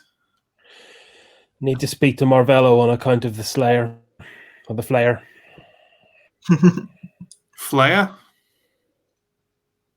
We've got some all stuff right. he might not have heard yet. Oh, all right. Well, let's see. He walks inside, and a couple of minutes he comes out and says, all right then. Your lucky night. I'm literally looking a little bit pale and shocked at this stage. You walk in through the kind of the entranceway. There's a couple of like guard there doing some kind of administrative duty that you're very unfamiliar with. And you kind of look around for a second, and then walking out of the doorway is you've seen him before, Captain Marvello. He's a tall guy, maybe in his mid to late 50s, but carrying it very well. He's got kind of very, very dark skin and a well kind of tailored goatee beard and kind of very short clipped hair. He's wearing possibly the fanciest city guard outfit that you've seen. Like, even compared to the other 2 captains, he definitely takes care of his appearance. He's got a long cloak with the kind of sign of Thistlehold emblazoned across it. He kind of comes out and looks across and says, it's Steo, isn't it? Yes, sir. These are my associates, Askrai and Ephanea. With the agency? Yeah. We were tasked by Diriak to look into the Flayer stuff. After all, we'd seen some of the stuff on the outskirts that might be related to it, but we found quite a bit, and we wanted to give it direct to you, if that's all right, sir. Well, if I had a shilling for every time Dirac assigned something to someone externally, never mind. Come on then. He walks through to a kind of what looks, you're not sure if it's a briefing room, a kind of interrogation room or what, but it's very empty. In fact, the only thing on the desk are like a sheaf of papers. He kind of leans up against there's a table there and a few chairs, but he kind of leans up against the wall and kind of folds his arms and says, "Go on then." Right. Does someone else want to ask I? Lend me a hand here. Let's go from the top. Let's put all the bits on the table here. Not physically, because that would be messy. Well, I don't even know where to begin. I guess somewhere around the abomination and the crown. Yeah. We that's where we got involved. I don't know how much you've heard of this, but some time ago, a group came back from Davakar with a crown, and we believe they sold most of their other treasures they gained from the forest, but this one they kept. And from what we've seen, what we understand, it has some kind of corrupting influence, which turned at least one of the people who touched it into an abomination, who we killed with the help of the witch hunter Balmello. I don't know, maybe a day south of here. Balmello, right. So why, disregarding that for a moment, why have you come to me now? Because we find oh my god, we find Master Vernum flayed in his offices. He was also looking at he was also looking into this. And Vernum is dead. Vernum is dead. But then we find more than that, he's flayed. But in that research, we discovered that he was killed by the Flayer. We know that for certain, not just because he was flayed, but because these killings seem to remove glands from the subjects. Oh God, what a mess! Now the next bit. Effie, did you get that? You still have that paper, don't you? I'll hand it over and just to Steele. And this is the next part of the increasingly confusing mess we've gotten ourselves into. Seems the mayor's involved. Yeah, my pitch might be in it. Whoa! Be careful about how we phrase that. This is the barracks. I mean, there are many ears. With something, I don't know the extent. He kind of lifts it up. I mean, this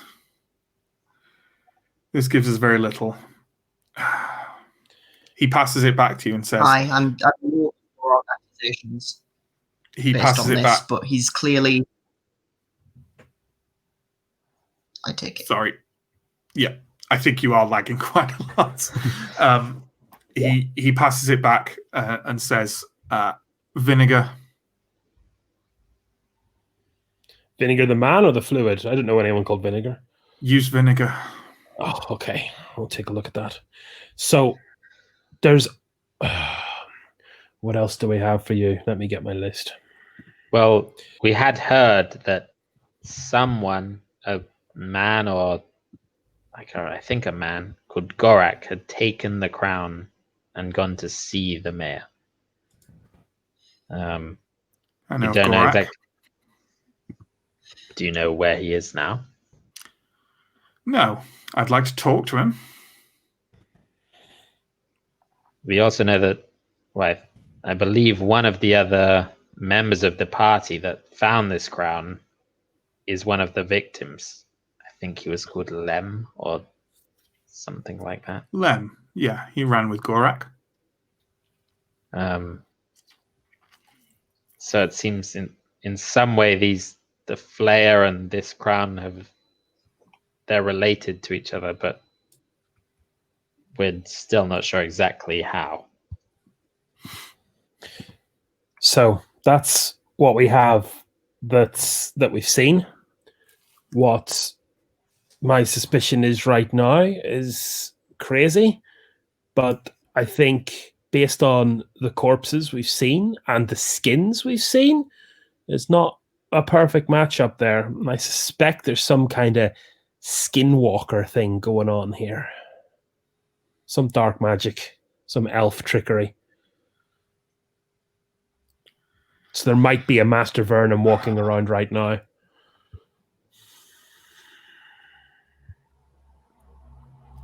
I thought this was just a messy killer. But all right. Okay. Here's what I have for you. He slides the sheaf of papers across the table. Statements. As close as we have to witnesses. Oh, that's going to help a lot. Take them with you. I have copies. Thank you, sir. I'll put them up. If there's anything you feel I can help with. If we find this, if we find whatever help. this is, I'm gonna try and kill it. Yeah. I think that's safe to say, yes. Okay, just making sure. Can I Thank give you, you sir. some advice? Sir. When you clear that letter, just be careful about who you talk to about it and how you talk about it. If you want to go talk to Night Pitch, that's your own damn business. Not me. But Gav. I'm very firmly of the opinion that should Lassifon Night Pitch turn out to be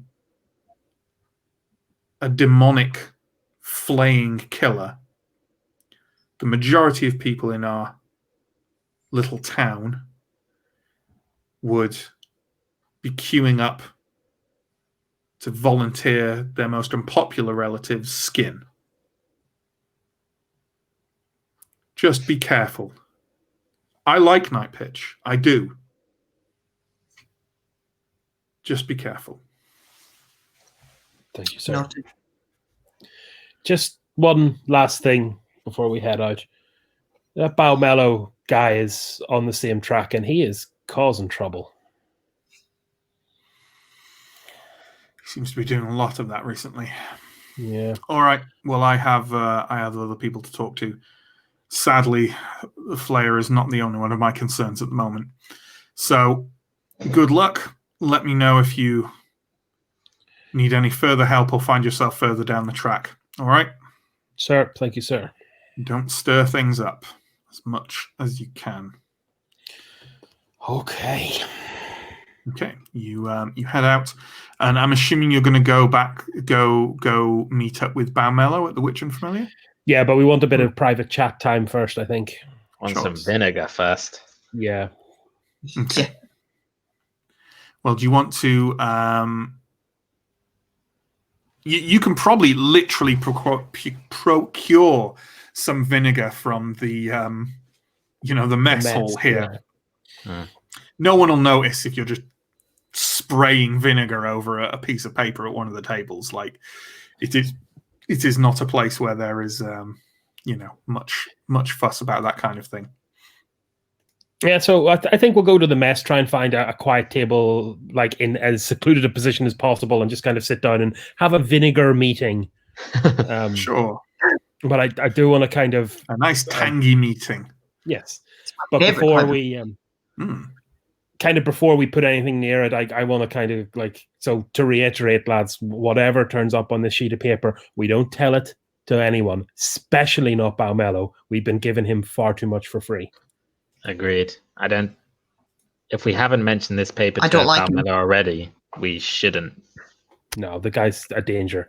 And we try and avoid giving up information without getting something back. Sure. So are you going to go try this? Yeah. Okay. Absolutely. You enter the mess. You can secure a small vial of vinegar easily. It's condiments like that very frequently used in a time period where perhaps food wasn't very very pleasurable to eat a lot of the time. You sprinkle. Well, who's doing it? Who's gonna carry this out? Are you all kind of like hunched over, kind of doing it together with intent? That's great. You're good with words. And cleaning them. Am I? Well, sorry, yeah. What were you going to say? No, I was just going to say that since like I was holding on to it, I'd probably be like doing it like personally, like not personally. I think sorry, I'm bad at words there. I'd probably be like getting the vinegar out, like, but passing it over to like kind of center table, so that everyone can see what's happening. Cool. Yeah.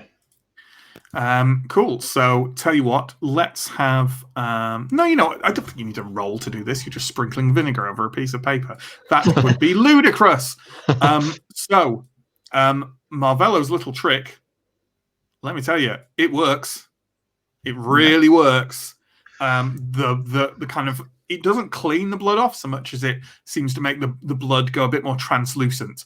And given how relatively recently this letter seems to have been written, the ink is definitely coming through on it now a lot more. John, can we have the cleaned letter, please? But I will read it out as well, because it's going to be very difficult for you guys to read from that image. So I will read it as well. Dear Master Nightpitch, I know that we seldom see eye to eye, but let me once again try to explain why I believe that Gorak's failed expedition is connected to the current killings performed by the so-called Flayer. I know that Gorak sought you out and that the skull of the king was shown to you. Numerous sources have told me as much, and I realize that a possible link between the murders and the skull is politically delicate. The king's skull infects all who touch it, infects with the power of corruption. You appear to have escaped its destructive powers. Maybe you never held it, which, if so, was wise. My elven friends have told me that their soothsayers dreamed of the dead king at the time when Gorak was parading around town with his cranium, and they have returned to me saying that they are still dreaming, meaning that the corrupting powers of the skull are still active here in Thistlehold.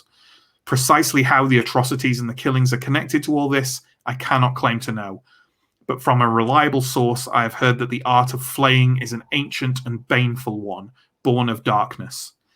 Nevermore the dark, Master Vernum.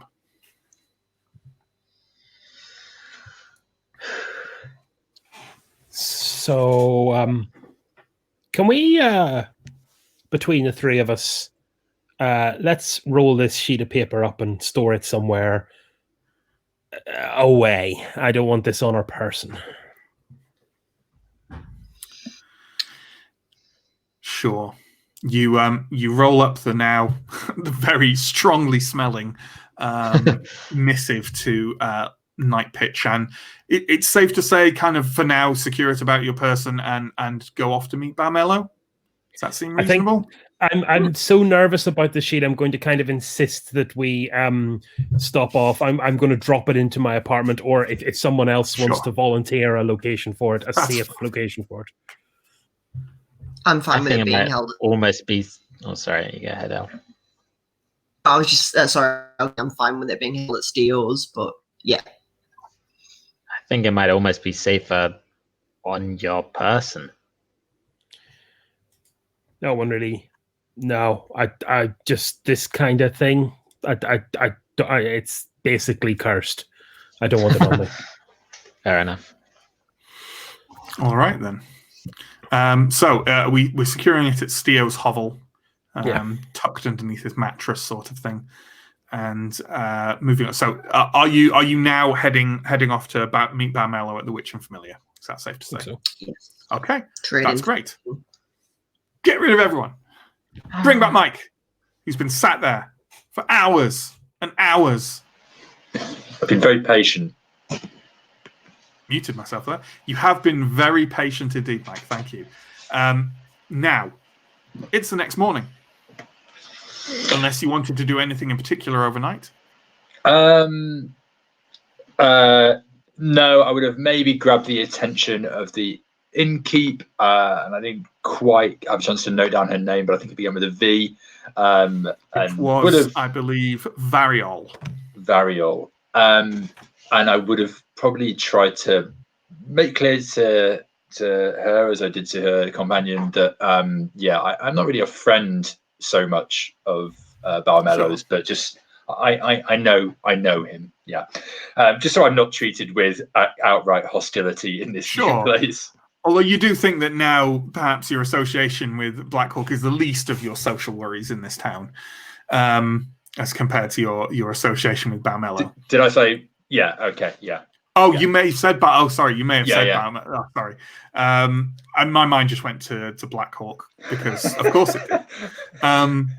Okay, so your night is fairly unremarkable if you don't cause any waves or go about doing anything. Then everyone kind of ignores you a bit. A couple of people who come in, kind of like kind of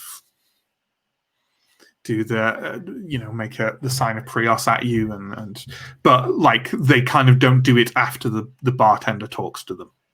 Yeah. Okay. So Blackhawk is perfectly fine talking to you though. So you have his company briefly. He's a little less drunk than he was earlier, and he gives a rousing rendition of some popular songs which earn him plenty of coin, and also earn Variol quite a bit of coin as well. So the morning comes, and the gentleman whose name I had to make up on the fly that I've forgotten, Demion. Basically, Variol comes to your room quite early, where Blackhawk is kind of snoring away in one bunk, and she says, "Demion will take you there now, if that is all right." Yeah, of course. I'll have my things ready to go. It's very early. Yeah. Okay.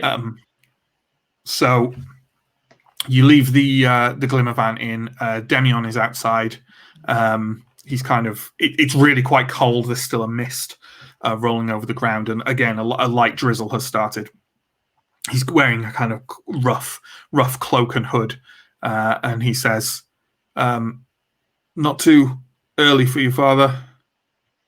Not too early at all. I'm all used to the early beginnings. He turns around and starts walking off up the hill. The burn building is basically directly behind the inn, just up and a relatively shallow slope. He leads you up there in silence, unless you want to say anything to him. Maybe I'll strike up a little bit of a conversation if we've got a few minutes. He's reticent, but he's not rude. So, tell me more about what happens with Balmello. You mentioned that he disappeared, maybe taking some prisoners with him. Do you know where he went to? Took the road east, Thistlehold, I assume. And when was this that he set off? I was told that he was here days ago. A week past. Oh, curse Keller under my breath. Sure.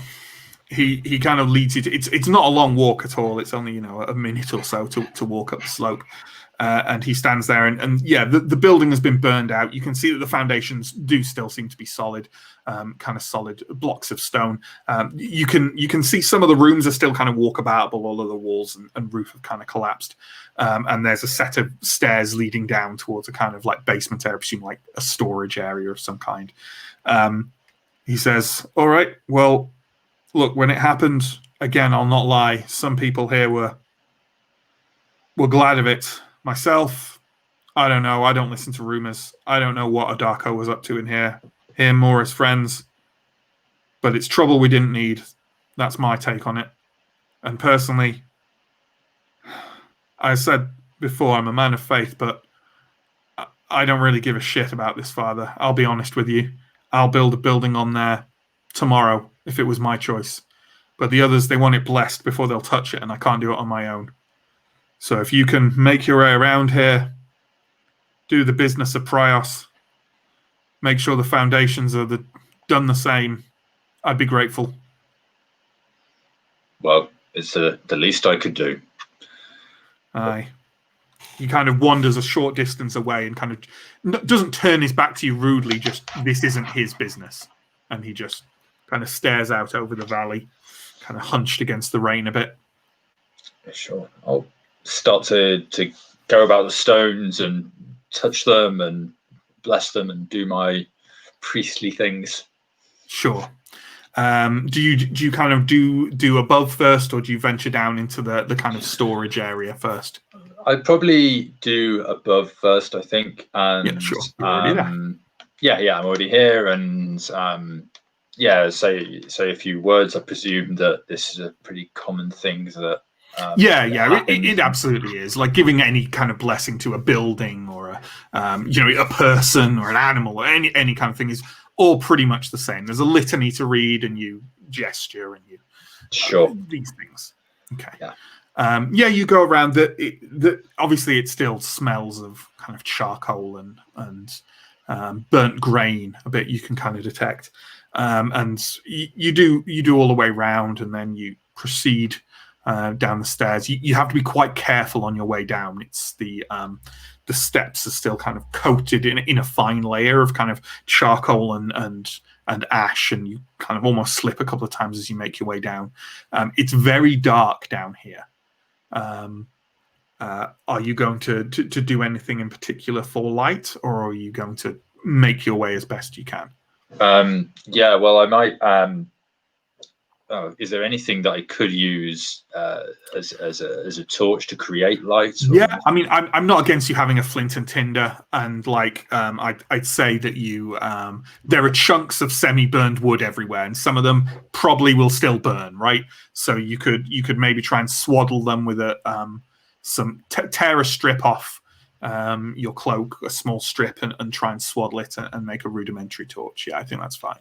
Yeah, I'll try and do that. Okay, are you trying to do that quickly at all, or are you taking? If you're taking your time with that, I don't see the need to roll or anything. I'll take my time. Okay, sure. You light it up and kind of take a step into the basement. As soon as you do, you see that over in a far corner is what appears to be a huddled, partially burnt, naked body. Okay. Definitely dead. Do I need to sort of make a roll? Oh, they're dead. They're extreme. Their body's extremely pale, and you can see a slight cloud of flies buzzing around them. Okay, I will.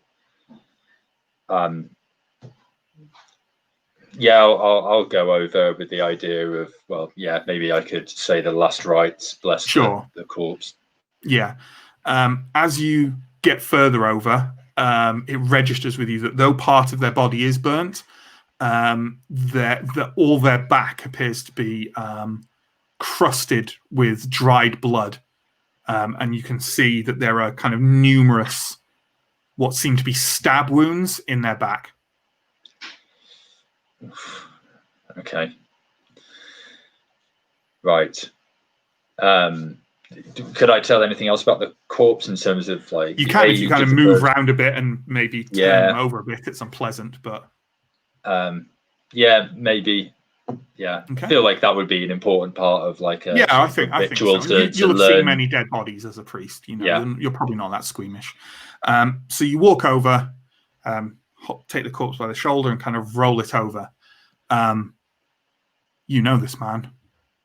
This is Balmello. And that's it for the week. I think we'll nicely wrap up there. Bring the rest of the players back on, please.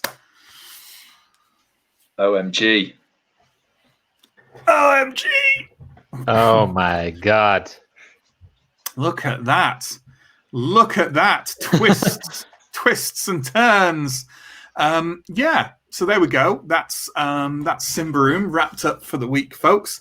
As per usual, if anyone has any comments or questions, please sling them into the comments so John can pop them our way, and we'll have a bit of a response to them, have a bit of a talk about them.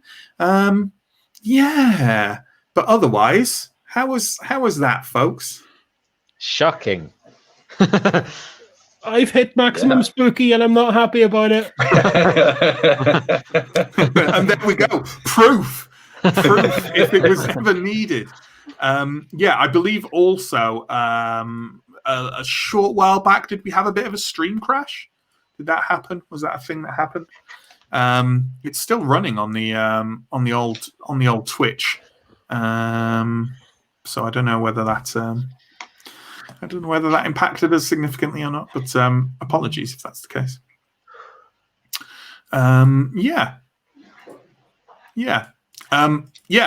Shocking stuff. Was that all right for you guys? Like the hopping between like the characters and stuff all worked well, I thought.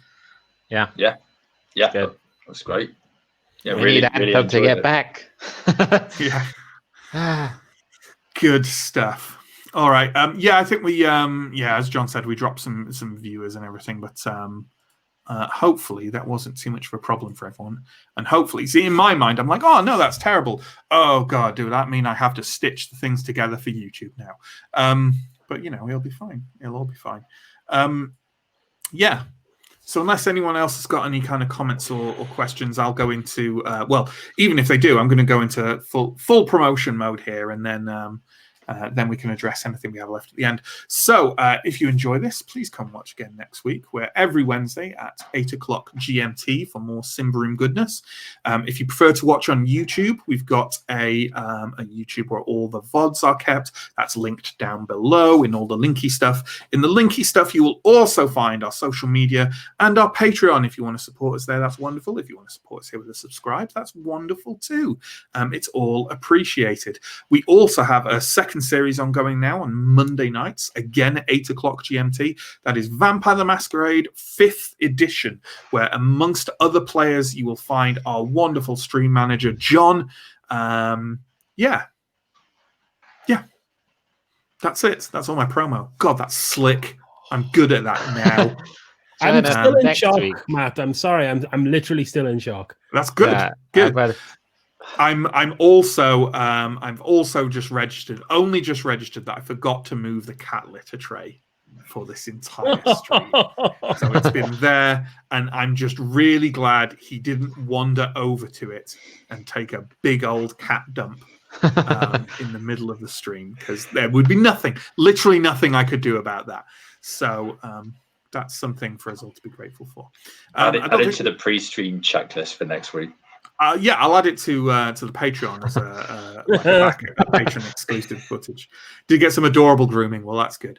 Well, if there's no comments or questions, everyone's just stunned at these developments. Then we will catch you next week for more Symbaroum on Monday for Vampire. Thank you to John, our wonderful stream manager. Thank you to all the players and everyone watching. You're all wonderful. And we'll see you next time. Goodbye. Send help.